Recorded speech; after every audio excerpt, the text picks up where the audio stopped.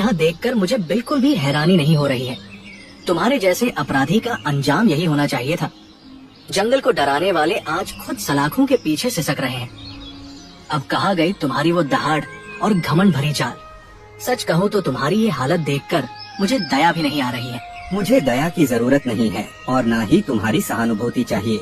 मैं यहाँ मजबूरी में हूँ, लेकिन टूटा नहीं हूँ।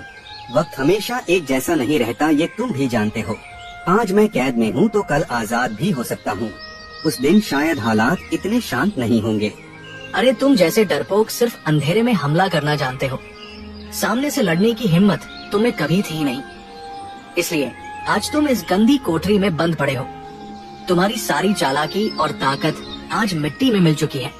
जंगल अब तुमसे नहीं बल्कि तुम्हारे नाम से हंसता है। तुम मुझे जितना चाहो नीचा दिखा लो, लेकिन सच नहीं बदल सकता। मैंने गलतियाँ की हैं, ये मैं मानता हूँ, लेकिन तुम जैसे घमंडी राजा ने कभी किसी को सुधारने की कोशिश नहीं की। तुम सिर्फ सजा देना जानते हो, समझाना नहीं। शायद इसी वजह से जंगल में नफरत बढ़ती है। गलती मानने से कुछ नहीं होता जब तक सजा न मिले। तुम्हारे कारण कई मासूम जानवरों की जान गई है। तुम्हारी वजह से जंगल में डर का माहौल बना था। अब वही डर तुम्हारी आंखों में साफ दिख रहा है। ये सजा तुम्हारे लिए कम है। डर मेरी आंखों में नहीं, बल्कि तुम्हारे व्यवहार में है।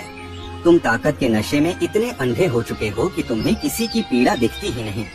हर कोई तुम्हारे लिए सिर्फ अपराधी है। तुमने कभी किसी को दूसरा मौका देने के बारे में सोचा ही नहीं। यही असली कमजोरी है।